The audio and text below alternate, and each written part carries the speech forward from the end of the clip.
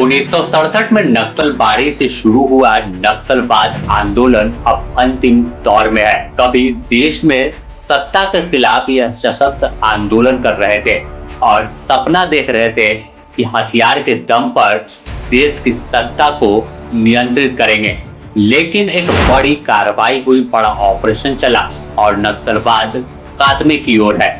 हालांकि 31 मार्च 2026 को गृह मंत्री अमित शाह ने भारत को नक्सल मुक्त घोषित कर दिया। इस नक्सल मुक्त घोषित होने के साथ ही कई सवाल खड़े हुए। आखिर क्या सच में भारत नक्सल मुक्त हो गया? क्या अब तमाम इलाकों में शांति है और क्या तमाम नक्सली खत्म हो गए? यह सवाल 30 मार्च को सदन में नक्सलवाद पर बहस के दौरान भी उठा, लेकिन अब हकीकत क्या है? जमीनी हकीकत और दावे दोनों पर बात करेंगे।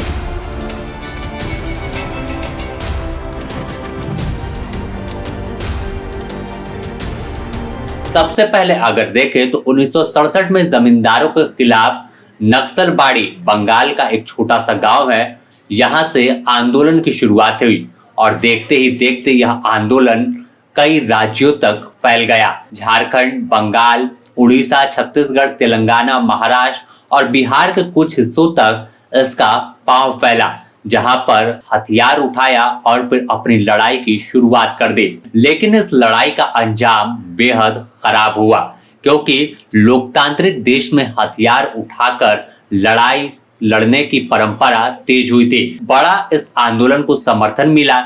जो शोषित थे, जिन्हें लग रहा था कि उनकी समस्या का हल लोकतांत्रिक तरीके से नहीं होगा, वह हथियार उठा ले रहे थे, क्योंकि इसमें फैसला नक्सली तुरंत कर रहे थे। और बस देखते ही देखते कई राज्यों तक फैला, जो चुनौती राज्य सरकारों के लिए बनी। लेकिन 2014 के बाद एक बड़े ऑपरेशन की शुरुआत हुई। हालांकि इससे पहले भी समय समय पर कई बड़े अभियान नक्सलियों के खिलाफ चलाए गए थे, जहां पर उनके खात्मे को लेकर कई कामयाबी मिली।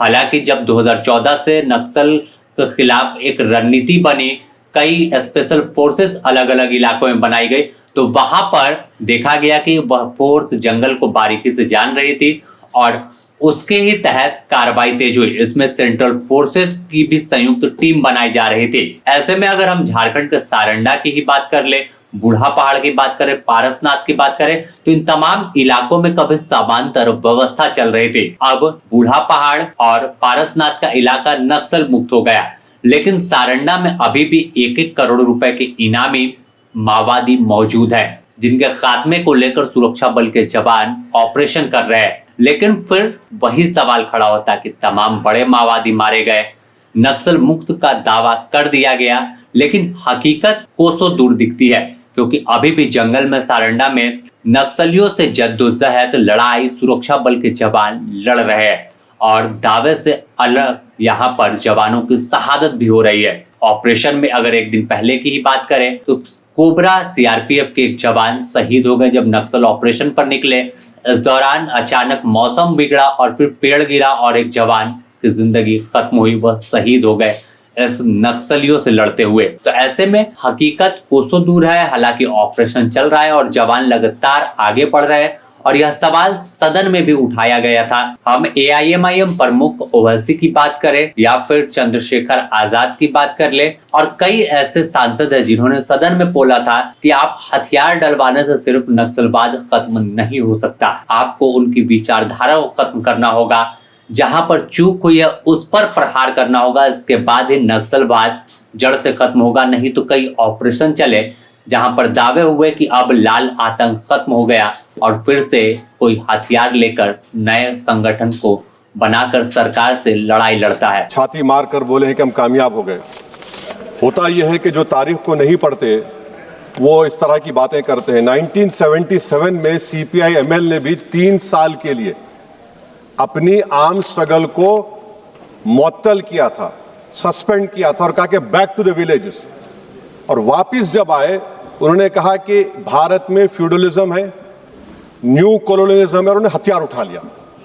जितने भी लेफ्ट विंग एक्सट्रीमिज्म के लोग आज हथियार डाल रहे हैं वो अपनी आइडियोलॉजी को रिजेक्ट नहीं कर रहे हैं। एक स्टेटमेंट मुझे बता दीजिए, हथियार डाल रहे हैं मगर अपनी आइडियोलॉजी पर कायम है।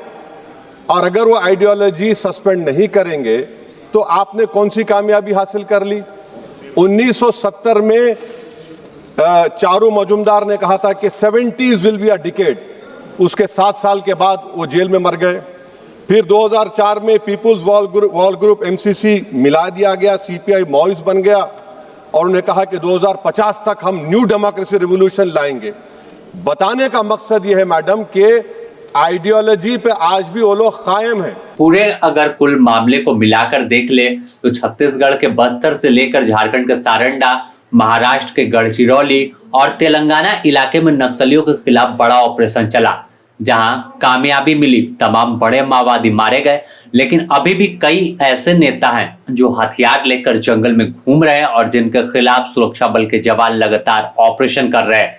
हालांकि बार बार अपील भी की जा रही है कि आप हथियार डालकर मुख्यधारा में लौटे और नई शुरुआत करें, जहां पर आपको तमाम वह सुविधा मिलेगी और अपनी मांग आप लोकतांत्रिक तरीके से लड़े, ऐसे नहीं।